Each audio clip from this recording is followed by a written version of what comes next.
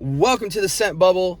This is a hot take courtesy of Ulta Beauty. I always got to look where I'm at to remember who provided it. But we have here Gucci Guilty Love Potion, Love Edition, one of the two.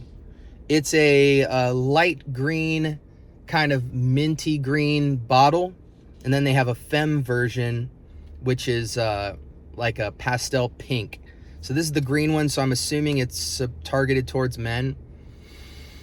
And this is okay. It reminds me somewhat of Gucci Guilty Elixir, but a more thicker, like a slightly more milkier version of it with worse performance. It's a great scent. The opening is beautiful. How could I describe it? Clean, slightly mineralic in the softest way possible. Slightly sweet. Slightly powdery.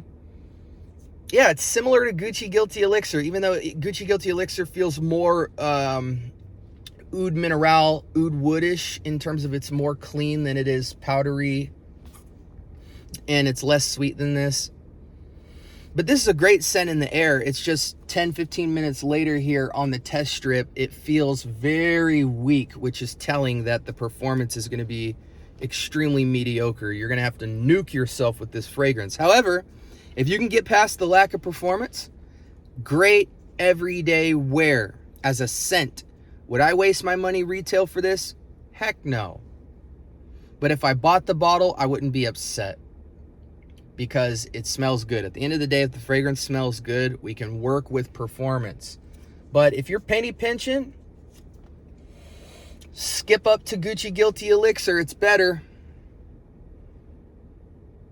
I love what Gucci does, but man, it's crazy how in 2025 we're just not nailing performance, especially 6-7 fragrances into a line that's all virtually similar.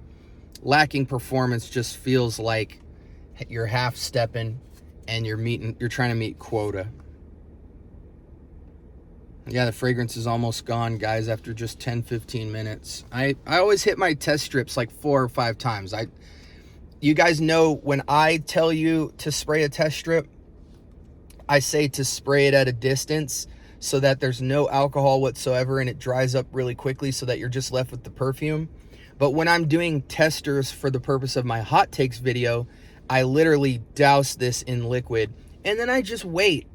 I wait about 10 minutes until the liquid dries down because it's soaked. Because I really want to get a sense of how the projection dissipates and where it truly sits. But you can't really do that with like 1 or 2 sprays on a test strip. You got to really nuke the whole test strip to really see if it has lasting power. And if something doesn't have lasting power or strength fresh out of the store, it kind of tells you what you're in for. This is easily like 4 hours or less of performance to me. Easily. But it is a great scent. As a scent, I give it about a 8.5, somewhere between an 8 and a 9. Inoffensive, everyday, upscale, casual wear. It's between casual and upscale, but it's leaning to upscale. Nice, clean scent, has a little bit of character to it, tiny bit of sweetness. It's a good scent, but Elixir is better, point blank period. Skip to Elixir. That's the bottom line. Gosh, the whole performance thing is sucky.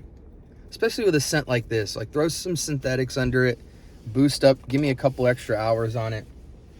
But, you know, I learned this from Michael Paul from Day 3. He was telling me, you know, a lot of these bigger houses, they have a guy that manages the finances. A guy that manages purchasing the raw materials. Then you have the perfumer. And it's like, all these different departments all work separate but together to bring you the fragrance. So the perfumer has no control if they say, hey, you have an $80 budget.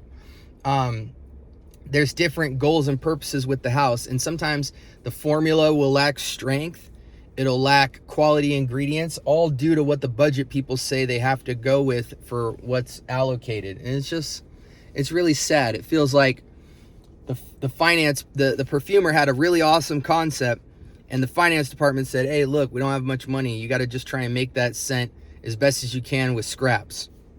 So that's unfortunate. This was Gucci Guilty either Love Edition or Love Potion. I forget, Love something. It's the light green pastel bottle. And it's a good smell, but it's not great in performance, and it's not good enough to warrant the bottle. I'm easily pushed towards Gucci Guilty Elixir green bottle, the actual jungly green bottle, not the pastel bottle. So that was your hot take. Scent Bubble signing off. Be blessed.